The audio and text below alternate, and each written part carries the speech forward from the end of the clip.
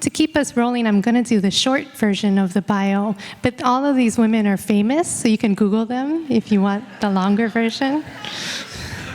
So I'll start my introductions on this side. Healoha Johnston has served as a leader in various institutions in Hawaii and the US, at the Honolulu Museum of Arts, at the Smithsonian Asian Pacific American Center. We're so happy to have you now in your position as the Director of Cultural Resources here at Bishop Museum to take care of our mea kupuna of our ancestors, to take care of their objects and their adornments and their voices and stories in this really exciting moment of change for Bishop Museum. So can we welcome Healoha?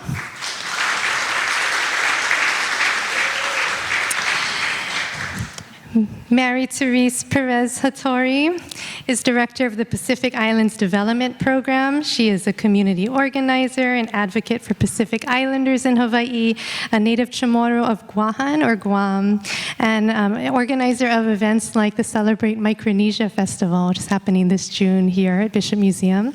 A poet, just somebody who has taught me so much about leadership. So can you join us in welcoming Mary Therese Perez Hattori? And this person, Shelly Lowe, is chair of the National Endowment for the Humanities, a citizen of the Navajo Nation who grew up on the Navajo Reservation in Ganado, Arizona. You've served on the National Council for the Humanities. You've helped in various leadership organizations for education for Native Americans and others. And you've been on a whirlwind tour of Hawaii, meeting with communities and taking a lot of time to connect with so many of us here. So we're really just honored to have Chair Shelly Lowe. Can we welcome her too?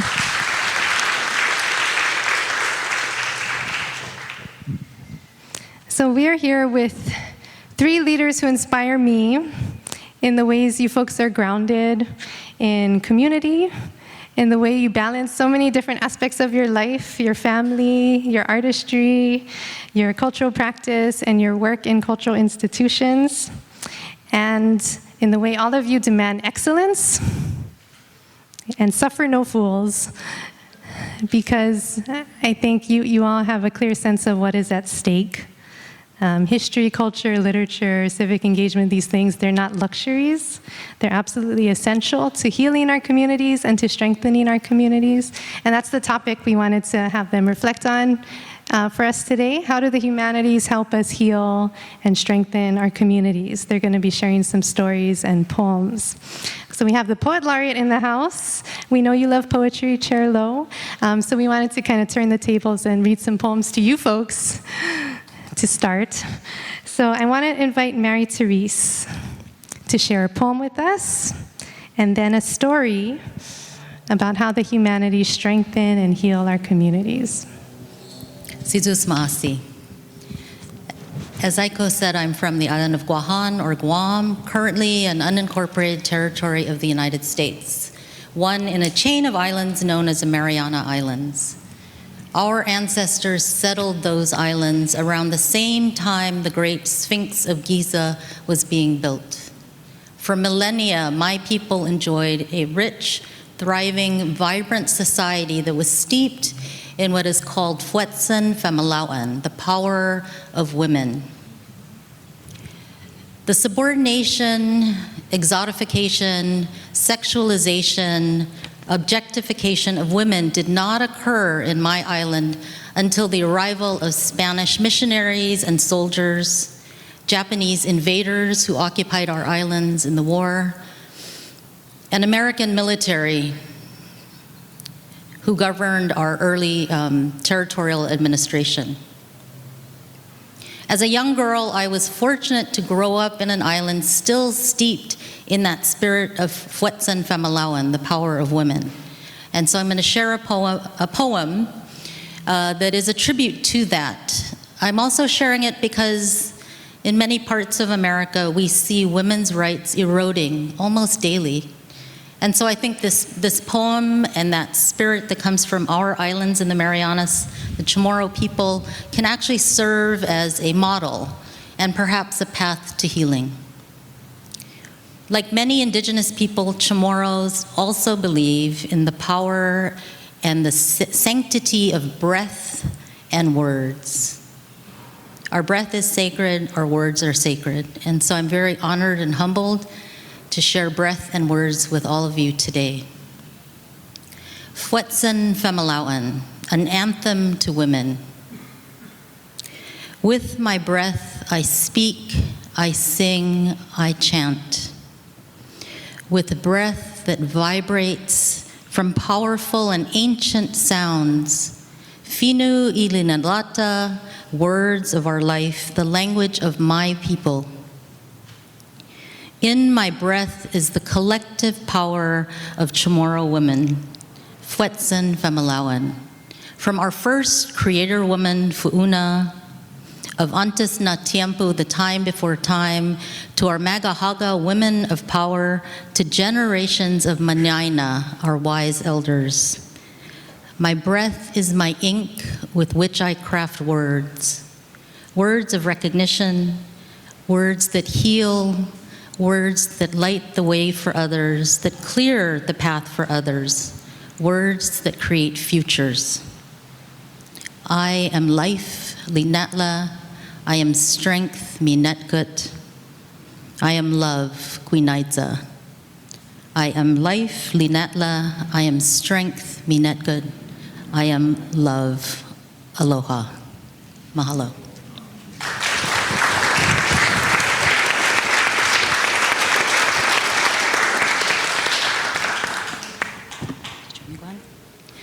Aiko asked me to share a humanities moment or experience that provided healing and empowerment. And so I want to share a moment that was part of our program, a program that Liz and Aiko developed around civic engagement through poetry, why it matters. There were a series of, I believe, 8 poetry workshops.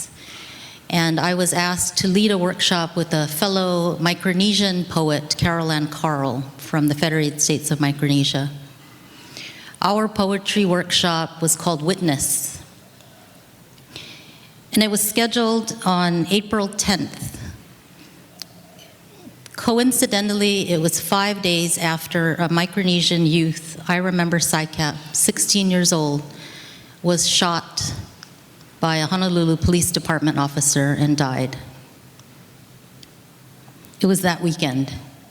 It was also the weekend that we lost Master Navigator Hawaiian Chad Baibayan. So it was a mournful weekend. And I want to share some words from Chad because it helped us frame that workshop. He was a master navigator who wrote an article about Papa Mau Piailug. The article is called Piailug's Greatest Lesson is that we are a single people. And in that article, he encouraged all of us to honor Papa Mau by recognizing the common human kinship that makes us all a global ohana, a standard that Mao strived to live his life by. So we started that workshop acknowledging this Native Hawaiian leader who was calling for all of us, well, acknowledging Papa Mao's contributions and calling for us to see each other as a single ohana. In the days following the death of I Remember Saikap, there were so many community meetings, many adults had forums, we listened, we provided spaces to talk. This poetry workshop was the first space where we gave a safe space for Micronesian youth to think about and talk about what happened. And in the audience were many adults from the local community, people from many races and many walks of life. The poetry workshop was centered on the poetry method called ekphrasis, poetry in response to visual imagery. And so we used a number of visual images around many events, some including current events like the incident with the Honolulu Police Department and this Micronesian youth. We had visual images of the kupuna on the mauna being taken away during the protests and the protection of the mauna. It was a beautiful moment where everyone in the room, it was virtual, this was during the pandemic, everyone in that Zoom room honored the sanctity of space, the sharing of breath. The adults, even though they weren't Micronesian, really supported all of the youth in the room. They allowed all of the youth to express their feelings. Some of the most powerful and healing poetry I have ever experienced came from that one session. There was a very quiet young man, a Chamorro, who was he was in high school. And so these events really shook him. And he was quiet for the entire session. It was a 2-hour workshop, didn't say anything. In fact, his Zoom, the name on his screen in Zoom was Anghet, or Angel's son. He wasn't identifying himself by his first name. He was using his mother's name, right? But at the very end of the session, he was the very last person to share his poem, and it was a poem related to the shooting. It was the first time he had ever shared a poem in a group. Such a powerful topic, such a healing poem, such a supportive group enabled by the Hawaiʻi Council for the Humanities in this beautiful program. 2 years later, he shared the poem here when we were able to have our first, after the pandemic, post-pandemic, Celebrate Micronesia Festival. And he was brave enough to share that poem again. He's now in college at the University of Hawaii at Manoa, and he will perform that poem again on June 15th at the Celebrate Micronesia Festival, and he is no longer a shy young man.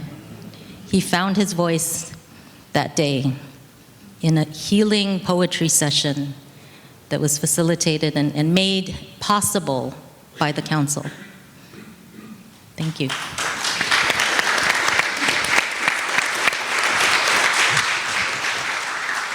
Situus Ma'asi, Mary Therese. And can we just feel those words for us? I am life, like for yourself, really. I am life, I am strength, I am love. And if we really believe that about ourselves, what a transformative thing. Yeah, mahalo. Healoha, may I invite you to share a poem and a story about how the humanities help our communities strengthen and heal. Thank you. So when she first asked me to find a poem that I liked, I thought, oh, I'm going to read a song by Queen Liliuokalani. And then I realized, no, people will expect me to sing it. That's a horrible idea.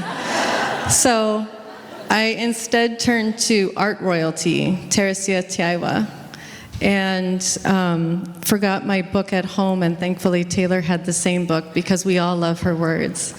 And so the poem I'm going to read is called Fear of an Estuary by Therese Tiaiwa. I think I know what a coconut feels like after floating for so long in salt water and suddenly entering an estuary. This sinking feeling, I'm feeling it again, this sinking, sinking feeling. Have you ever heard of a coconut drowning? I am afraid of estuaries. Someone told me they are rich feeding grounds for sharks. I am not afraid of sharks. I am afraid of estuaries. If I were a coconut, I would not want the ocean to meet a river. If I were a coconut, you would be salt water in calm or storm. I could always float with you, breathe in you, until you met fresh water. And then I would sink, sink, sink. If I were a coconut and you were salt water, I would sink, sink, sink when you met fresh water. I would sink, sink, sink. But the wise ones say, I will not drown. And I chose this poem because I think sometimes people think that the galleries are a place that is not for them. And, as museums grow and transition and change, it's a period like a muliwai. Muliwai is the area where the ocean and the river meet, where saltwater and freshwater meet. And it is not an easy space to exist in, but it is one that we are wading in right now. And one of the programs that we started here at Bishop Museum, that it's actually existed for a long time, it's called the Living Cultures Program. And I started around the same time when a lot of other folks here came on board in the museum's effort to build capacity within the humanities areas of the museum's collection. My colleague Taylor Chang, who is here, as well as my colleague Kayla Anen, and longtime colleague Kamalu Dupree, who's been here at Bishop Museum for many years, kind of gathered together, realizing that we needed to have people in different areas of the museum bridging conversations with community members and just holding space, listening to what their priorities were, and thinking, you know, how we then channel their priorities into the institution and make them our priorities. And one of the early conversations we had was with Makahiapo Cashman, who is the director of the Lowe at Hawaiian Studies. And Kamalu and Taylor were having conversations with him, and I started to join those conversations. And in a very reversal of exhibition ideas, you know, typically like an exhibition is generated by a curator and then partnerships are forged around that idea, and there's the desire to sort of like create community around one person's idea in many cases. And the Living Cultures program provided a space for us to work in the opposite direction, where we had a conversation with Hiapo. And I'm a curator, so I think in terms of exhibitions. And so I immediately was like, ooh, this in the gallery. And the conversation was really, how do we bring, you know, the people who are in the Lo'i, which is where kalo is grown, how do we see the same people who are in the Lo'i in the gallery? And how do we see the people who are in the gallery in the Lo'i? And, you know, they did that at UH, right? So the people who are in the classroom in Hawaiian Studies are the people who are out there in the Lo'i and back and forth. We thought, could the museum be a place like that? And so the conversations then started to take form as an exhibition. And we, you know, I curated an exhibition called Corned Beef and Kalo, and it has 2 pieces in it. It's very simple, 2 sculptures. One piece is from the museum's collection by a contemporary artist named Bernice Akamine. She lives here in Hawaii, and she created a sculpture of kalo made with a pohaku and then newsprint to form the leaves that are reproductions of the Ku'e petitions, paired with a sculpture that we borrowed from Te Papa, which is a sculpture by a man named Michael Teffrey, contemporary artist who created a piece out of tin cans in the shape of a bull. And so together, this pairing of 2 pieces, very powerful on their own, consider the way origin stories and food systems and individuals come together. The way that individuals do have the ability to transform systems, but must really engage them in order for that to happen. And then the way that artists make these systems visible to us, even though they're right around us. We all exist within systems. We often don't see them, though. It's just how we function. And I'm an art historian, so, you know, artists, like I said, art royalty. You know, I look to artists in many cases to help think through, you know, what is happening in the world. And in this case, you know, we were collaborating with Hiapo. I asked him if he wanted to be co-curator, and he said no, he's got plenty. He's working on his own dissertation. He's got plenty going on, but he was happy to be a partner. And so it was wonderful in the collaboration with not only Hiapo Cashman, but also our exhibit design team, because some of the pairings of images could potentially be considered, you know, offensive. If you go into the gallery, the design mimics the logo of spam. And, you know, our designers here, I honestly, I mean, she said I've worked a lot of different places, but the exhibit designers here at Bishop Museum are next level. Just the highest caliber of professionals, super creative, dynamic people. And so they said, okay, we've got to run this by Hiapo, and we're run it by the artists, make sure the artists are not upset being contextualized with a can of spam. And everybody was really excited about this because they knew that this is how people are going to connect to these ideas of food systems, relate to the way that the foods become part of our traditions, but that we have the power to create new traditions, reach into the past, bring those traditions forward. And so all in all, it was a deeply collaborative process spanning over the course of a year that really started with the Living Cultures program, then took many different forms, including a festival, Mola Mahalo, a festival that took place as the opening reception for the exhibition. And then an exhibition where we are collaborating with Makahiapo over the run of the show through September. And it's an exciting lesson to see how exhibitions can form in many different ways, and can run across a lot of different communities and initiatives.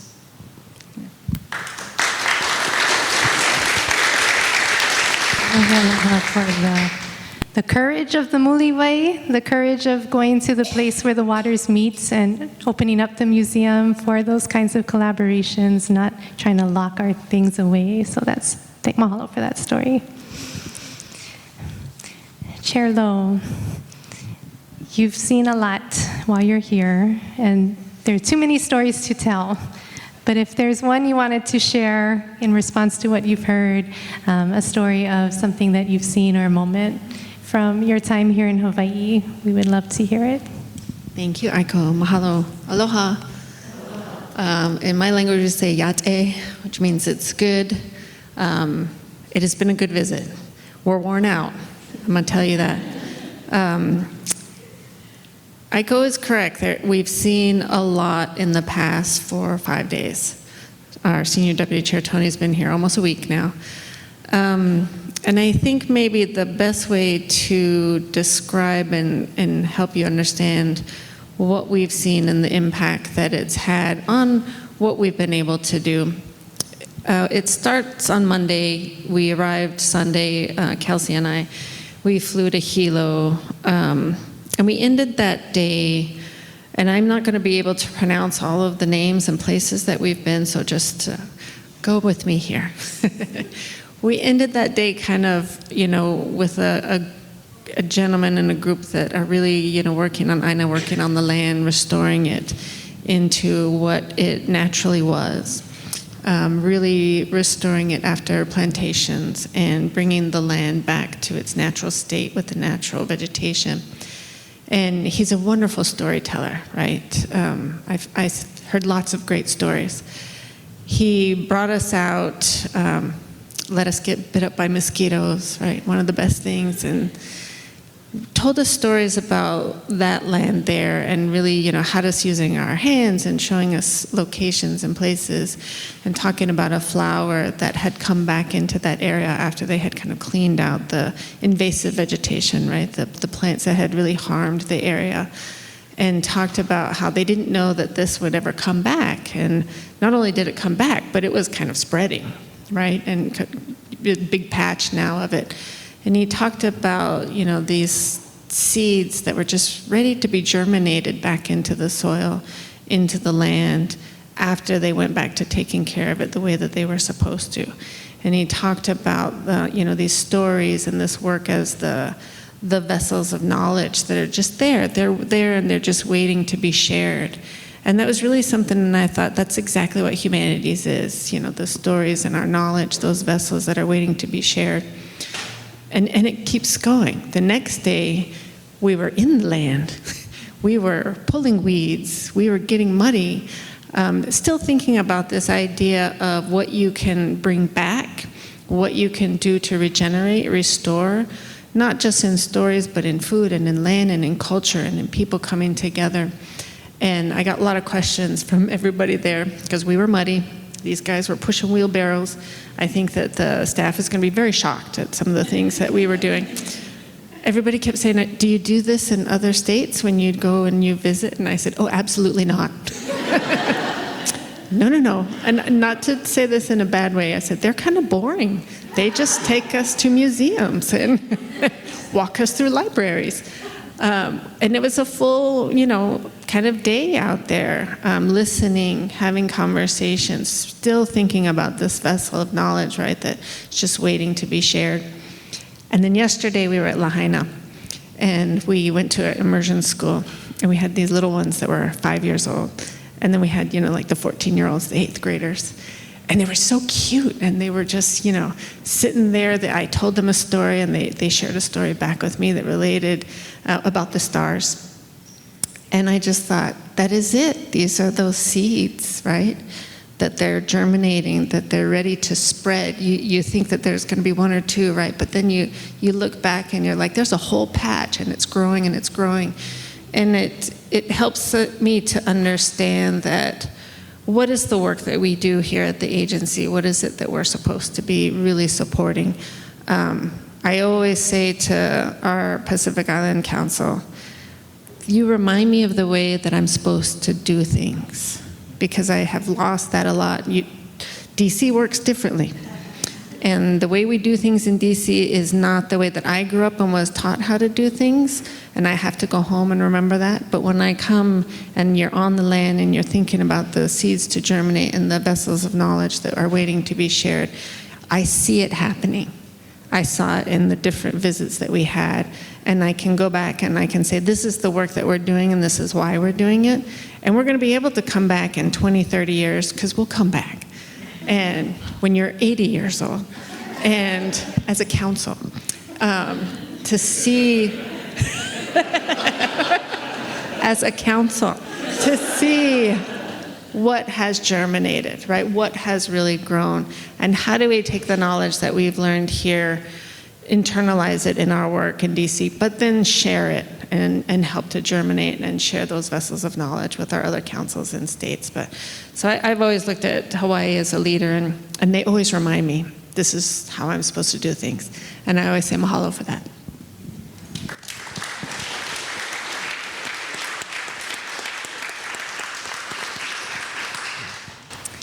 And we want to thank the folks you named, No'eau Peralto and their group Huimau and Koholalele and Pauwilo on Hawaii Islands, Kaleo Wang and his gang, Kaulua Kalana and Kailua Oahu, and Kula Kaiapuni o Lahaina, Kanoi Stewart, Kumukanoi Stewart, and folks. Yeah, let's applaud for them too. They're here in the story.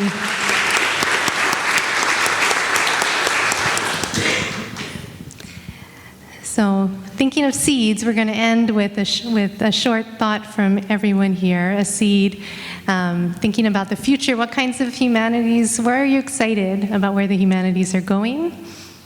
What's something we should be excited about supporting and being a part of? So I'm going to ask Healoha, Mary Therese, Shelly, share a seed with us that we can go home with. We just came off the History Day State fair that was so beautiful and always energizes me. Seeing all of the stories, fragments of stories in the back there, in our annual report, and hearing from everyone today. As a Pacific Islander, as someone from the region of Greater Micronesia, and also on a professional level as someone who works a lot with policymakers, with media, there are so many stories that are not told. There are so many voices that are not even solicited. Our local media often reminds me, I'll often call reporters and talk about important stories of the Pacific. The dumping of wastewater, nuclear wastewater from Fukushima Daiichi into the Pacific Ocean that's ongoing. I'll be reminded by the two or more local media outlets that their names start with the word Honolulu or Hawaii, and that those stories are not Hawaii stories, they're not American stories, they're Pacific stories, and they're not interested. So my vision is that work of Humanities Councils, the Pacific Islands Development Program has just launched the Pacific Islands Report, and we're launching a website of publishing stories called Visions and Voices, that councils and organizations like ours continue to invite stories from those voices that are not heard, and do it in culturally appropriate ways so that we, Native people, whoever we are, can tell our stories our own ways, in our own words, in our own time, without limits, without editing, without control by others. And I think that's my vision, because I think the world will be a better place if we can enrich each other with all of our voices and all of our stories.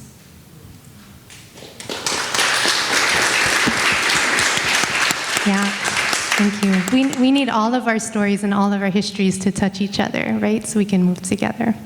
Okay, Healoha. Yeah, thank you. That really inspired me, Mary, because I was also inspired when I saw Kumuhina here today, and I remember a conversation early on. I asked Kumuhina, because she was part of another exhibition that one of my colleagues curated, and I was like, what's next? And she said, a book. We want books. And I think it's related to what you're saying, Mary, is the desire for people to be able to tell their own story and to have something that is not ephemeral to be passed on. And so this is something that, you know, as Bishop Museum grows, you know, we're all very aware that Bishop Museum Press has this long genealogy and was very active in so many different moments, really important moments, publishing authors who are writing during the sovereignty movement.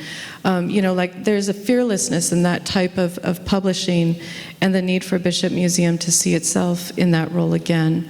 And, you know, Hina's words at that time, I was like, okay, you can't ask people what they want and then waste their time in giving you their thoughts. You have to, excellent. You actually have to try to make good on the questions you pose to people. And so, you know, activating the press, we're publishing the first exhibition catalog that's been published since 1980 that's going to come out during FestPac. And that was really motivated by, you know, the words that Kumuhina said, and just acknowledging that, like, people want to have something more than an exhibition that closes after 6 months. And then, you know, how that could possibly be a seed for future collaborative publications in the future. So thank you, Kumuhina, and thank you, Mary, for your inspiring words.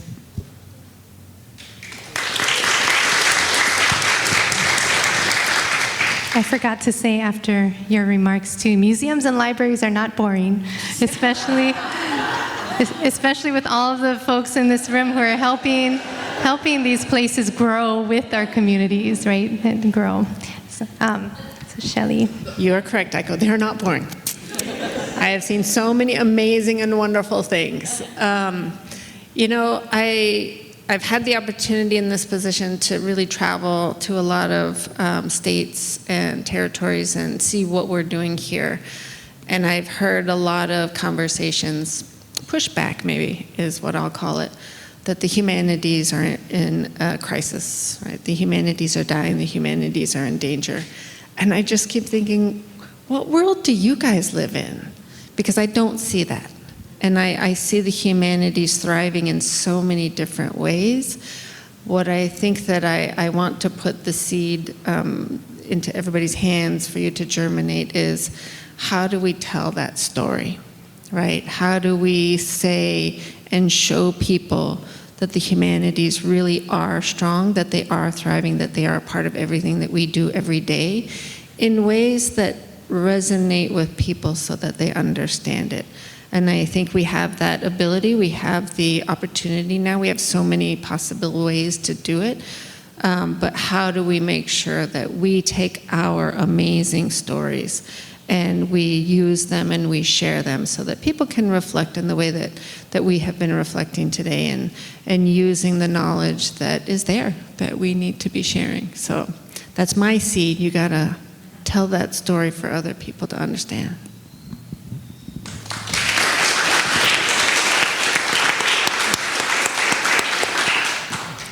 So we all have a responsibility now. We have these stories we've heard. We have our stories to tell each other.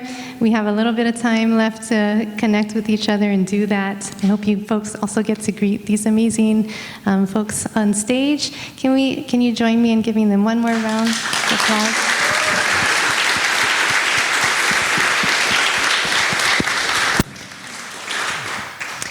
And Chair Lowe, can we ask you to close our formal program with a poem?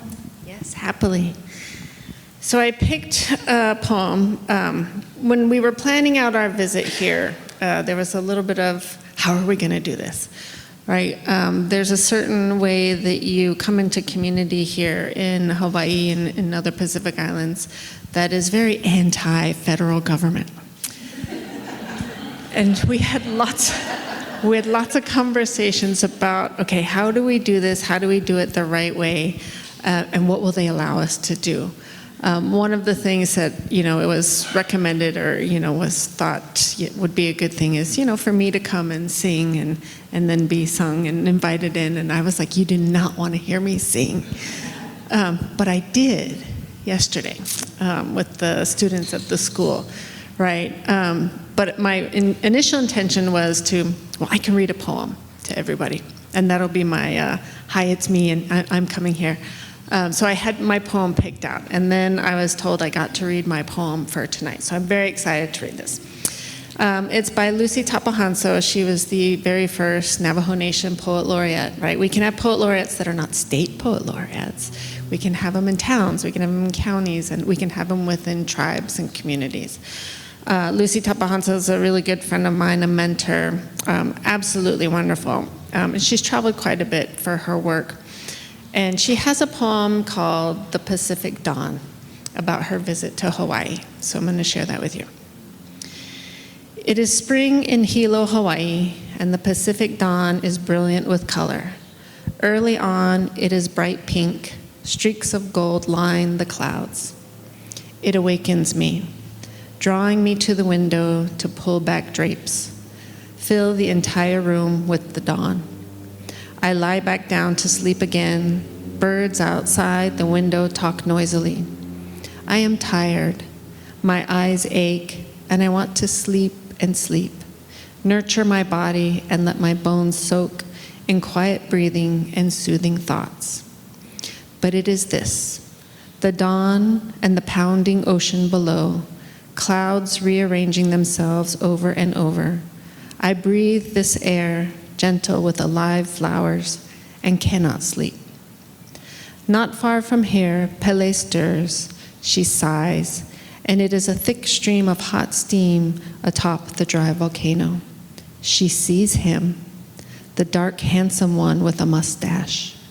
His hat is new and fine. Perez sits up and takes a deep breath. She likes nice things. His hat blows off and whirls downward to the center of her home. He reaches after it, but it is lifted away. "Oh, Pele," he says, smiling, "it is for you I wore that hat." Just yesterday, I felt her strength, brimming beneath the molten island. I leaned over the rim of the black volcano and sprinkled corn pollen, whispered a prayer. I recall first man and first woman. I recall the first perfect ear of white corn. I recall the first perfect ear of yellow corn. I recall the dust of my desert home. I left a zuni bracelet, perfectly shaped turquoise stones, set in smooth white silver and earrings, long, thick jatlol. She loves the most beautiful of everything. I understand that I was destined to see this dawn, to say this prayer, and I am helpless in this beauty. The huge flowers I couldn't have imagined, the lilting songs of the throaty chanters, the nurturing stories of long ago, and those who spread luau before us, as if we have just come home. It is here that my dreams take on an unmenable restlessness, and the heavy currents of the Pacific force themselves into my memory. Mahalo.